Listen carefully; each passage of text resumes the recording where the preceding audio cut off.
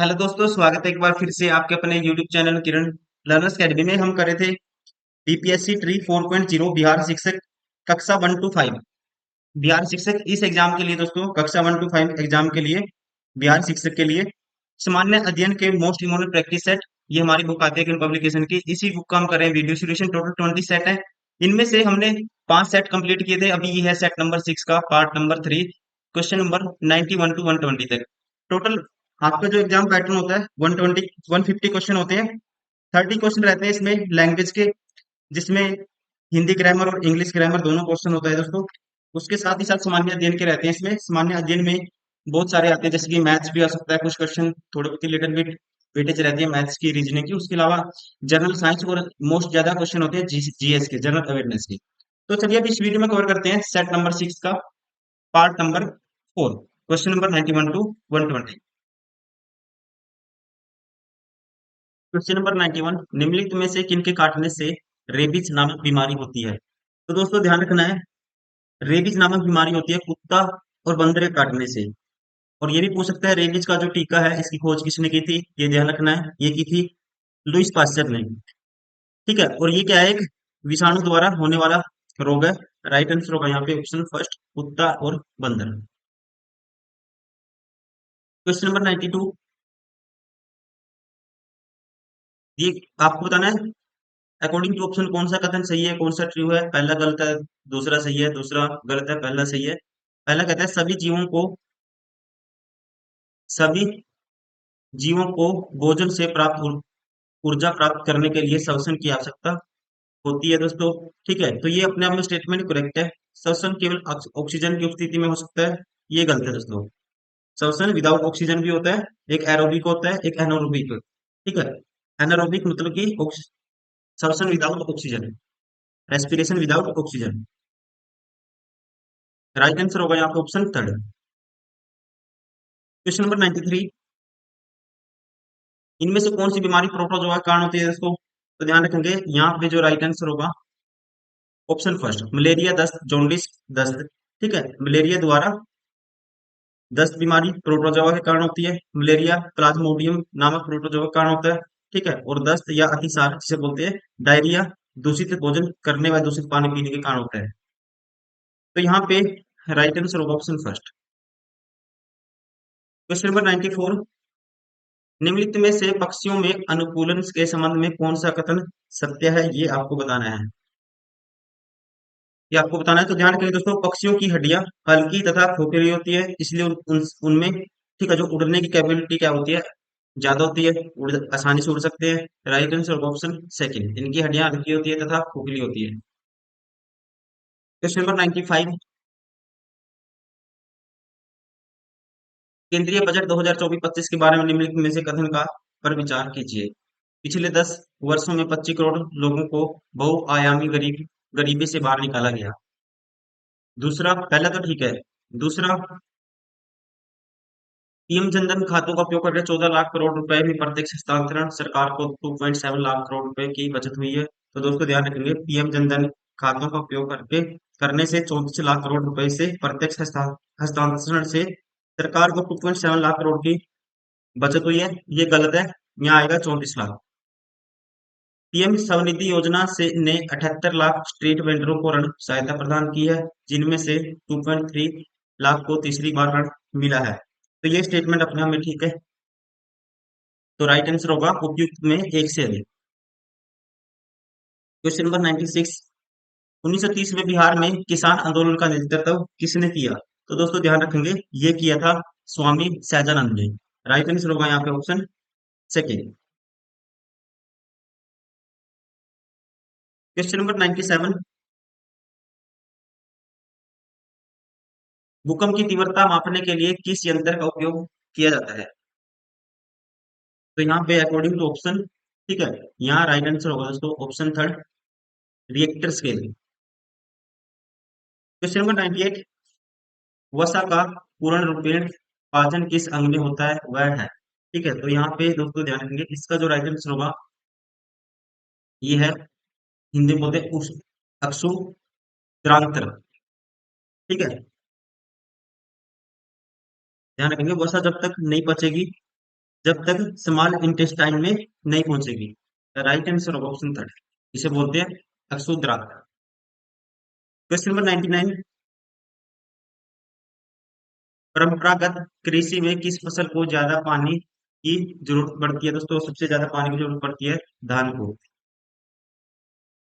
Question number 100, British house of common में सर्वप्रथम किस भारतीय ने आर्थिक निष्कासन सिद्धांत की बर- बरतरना की थी? ब्रिटिश हाउस ऑफ कॉमन में, तो यहाँ पे इस पर्सन का नाम है Dadabhai Naoroji. Right answer option first. Question number 101, पूर्ण स्वराज दिवस मनाया जाता है दोस्तों। पूर्ण स्वराज दिवस दोस्तों ये मनाया जाता है, ध्यान रखेंगे। राइट आंसर ऑप्शन फर्स्ट, 26 जनवरी 1930। ठीक है, इसकी घोषणा कब की थी? 26 जनवरी 1930 को। Option first is right. Question number 102, Gautam Buddha ने अपना पहला उपदेश किस स्थान पर दिया था? दोस्तों गौतम बुद्ध ने अपना जो पहला उपदेश दिया था, ठीक है, सारनाथ में, यूपी के सारनाथ में। Right answer option first. Question number 103, Bihar का राजकीय वृक्ष दोस्तों, तो आप ध्यान रखेंगे, राजकीय वृक्ष है बिहार का पीपल। अगर पूछे राजकीय पक्षी है गोरैया, राजकीय मछली है मांगुर, और राजकीय फूल कौन सा है? गेंदा।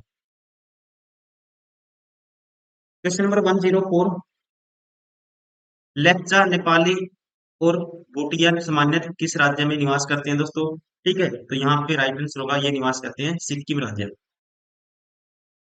क्वेश्चन नंबर 105, चांगपा लोगों के रहने वाले टेंटों तंबुओं को किस नाम से पुकारा जाता है दोस्तों? ठीक है, तो ध्यान रखेंगे, रेबो चांगपा जनजाति को बर्फीली तेज हवाओं से बचाने के लिए चांगथांग क्षेत्र में याक के बालों का उपयोग करके बनाया गया एक बड़ा विशाल शंकु के आकार का तंबू है। और ध्यान रखेंगे, यहाँ पे राइट आंसर होगा, इसे बोलते हैं रेबो। इस नाम से पुकारा जाता है रेबो। Question number 106,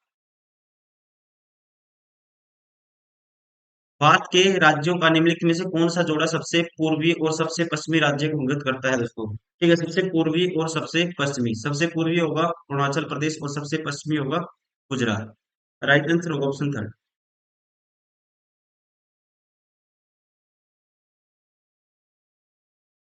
question number 107, 23.5 degree दक्षिण अक्षांश को क्या कहते हैं दोस्तों? 23.5 डिग्री दक्षिण अक्षांश को कहा जाता है, ठीक है, मकर रेखा। राइट आंसर होगा ऑप्शन सेकंड।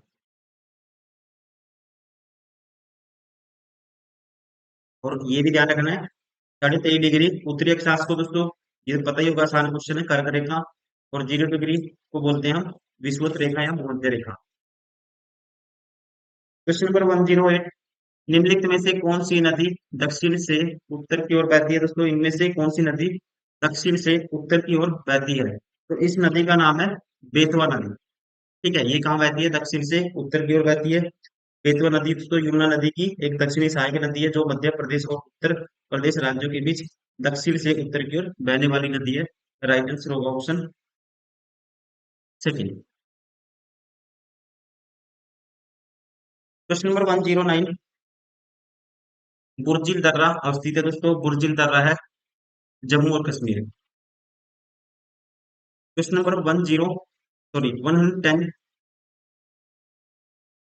उच्च न्यायालय के कोई न्यायाधीश सेवानिवृत्ति के बाद निजी तौर पर वकालत का व्यवसाय किस स्तर तक का कर सकते हैं? तो इनको अधिकार है, ये कर सकते हैं। राइट आंसर होगा ऑप्शन थर्ड, समान सत्र या उच्च सत्र या अन्य किसी न्यायालय में। Option third is correct. Question number 111, पठारी प्रदेशों में कौन सा खनिज नहीं पाया जाता दोस्तों? पठारी प्रदेशों में कौन सा खनिज है जो नहीं पाया जाता, ये आपको बताना है। कोयला, लोह अयस्क, खनिज तेल। तो ये यहाँ पे नहीं पाया जाता है खनिज तेल। ठीक है, कोयला लोह अयस्क पाया जाएगा, लेकिन खनिज तेल नहीं पाया जाएगा। राइट आंसर होगा option third. Question number 112, Amarkantak पठार से निकलने वाली दो प्रमुख नदियां दोस्तों, अमरकंटक से निकलती है, राइट आंसर होगा नर्मदा और सोन नदी। राइट आंसर होगा option third. Question number 113, Myanmar Asia के किस भाग में स्थित है दोस्तों? म्यांमार आएगा एशिया के, राइट आंसर होगा यहाँ पे ऑप्शन सेकंड, दक्षिण पूर्व एशिया में। क्वेश्चन नंबर 114, प्रतिवर्ष विश्व जैव विविधता दिवस किस तिथि को मनाया जाता है? प्रतिवर्ष जैव विविधता दिवस मनाया जाता है, यहाँ पे राइट आंसर होगा ऑप्शन थर्ड, 22 मई को। ठीक है, 22 मई को। क्वेश्चन नंबर 115, विश्व का सर्वाधिक सक्रिय ज्वालामुखी कहाँ स्थित है दोस्तों? सर्वाधिक सक्रिय ज्वालामुखी स्थित है, राइट आंसर होगा, ठीक है, दैट इज प्रशांत महासागर के आसपास। ठीक है, कहाँ पे है दोस्तों अधिकांश सक्रिय ज्वालामुखी? प्रशांत महासागर के आसपास, तो इसलिए राइट आंसर होगा ऑप्शन सेकंड।